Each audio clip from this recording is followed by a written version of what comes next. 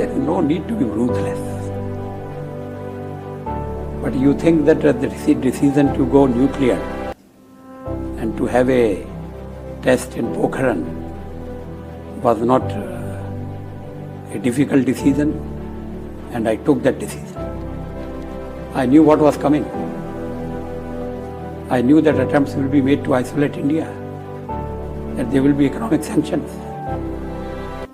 But security of the country came first.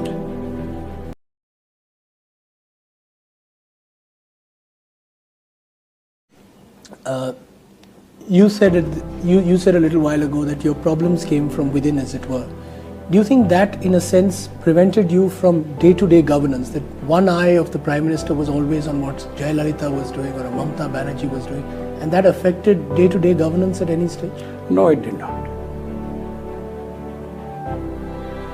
Would you say today you're more... The basis has been the national agenda, and the government has been functioning on that basis. Would you say you're more secure today? Is that because you feel now much more relaxed, much more in tune with being the Prime Minister of the country? Was there a spell in March last year where the fact that you'd only been a 13-day Prime Minister earlier affected you in any way?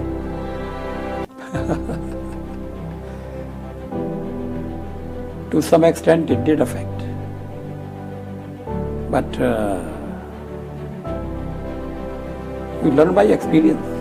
What are the lessons you've learned, sir? What lessons have you learned in this 1 year? Something which you would do differently now, maybe? The one lesson that I have learned is that don't worry too much. Did you worry a lot in the past? Anything would happen? In the beginning, yes.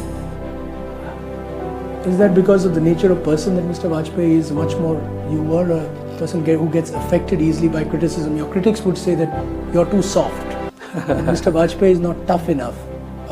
For a coalition arrangement, perhaps you need a certain element of ruthlessness sometimes. You think you're not ruthless enough, sir? There is no need to be ruthless.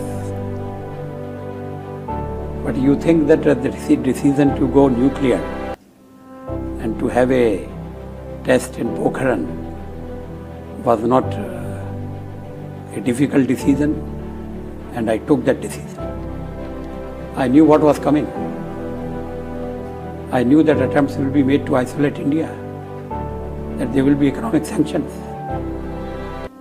But security of the country came first, and I took a bold decision.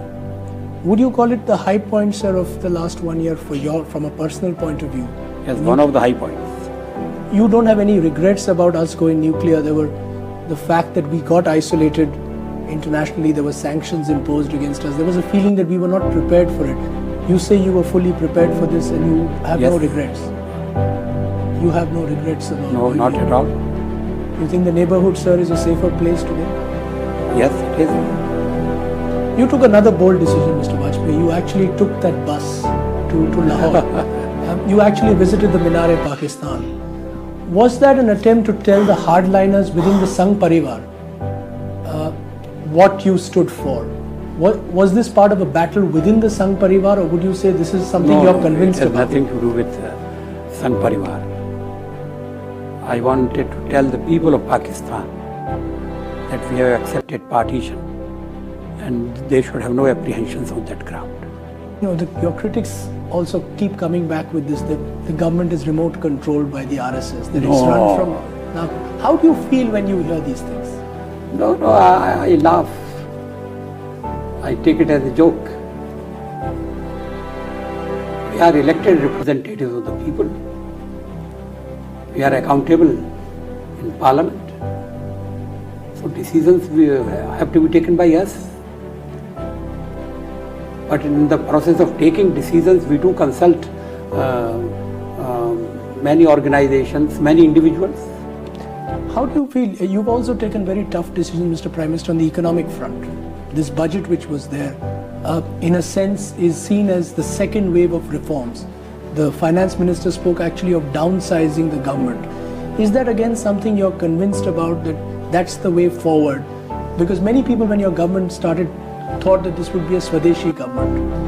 And it is a Swadeshi government. Swadeshi economics they thought would be at the top of the agenda? No, it was not clearly explained what you mean by Swadeshi. Now things are clear. Swadeshi doesn't mean that India should become an island.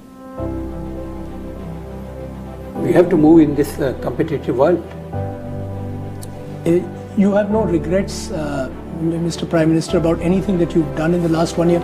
Would you, for example, your critics would say that right at the beginning, when the cabinet was to be formed, you succumbed to pressure when that cabinet was being formed, and therefore gave space to some of your allies to exploit Atal Bihari Vajpayee. I don't think so. After all, you have to carry with you your coalition partners. How difficult is that, sir? Tell us at a practical level, 18 parties... Not very difficult. All that they want is to be consulted. Sometimes in a hurry to take decisions, we forget what will be the repercussions in remote area, and that comes in the way. But you said you were, at the very outset, you said you're feeling much more secure. Is that because you think the process of consultation now has been institutionalized? Yes. That many of these allies therefore now feel that there is a Prime Minister in Delhi who's there to look after their interests? That is true. But in the process of that, do you end up succumbing sometimes to pressure? There's a feeling, there was a perception, particularly in the first 6 months, that you were succumbing to pressure, let's say by a Jayalalitha, that was the perception. Not succumbing to pressure, but as I said earlier, you have to take your partners with you, and if they have a feeling, whether that feeling is well grounded or not, that feeling that they are not being consulted or they have been ignored, that feeling you must not allow to continue. So in your 1 year high point you said was nuclear tests. Anything else that you feel stands out, which you would like to feel that in the last 1 year some stamp has been left? I hope my visit to Pakistan will leave some stamp. Do you think there will be a follow-up to that? Do you hope so? Are you convinced of normalization of relations between the two countries? I hope so.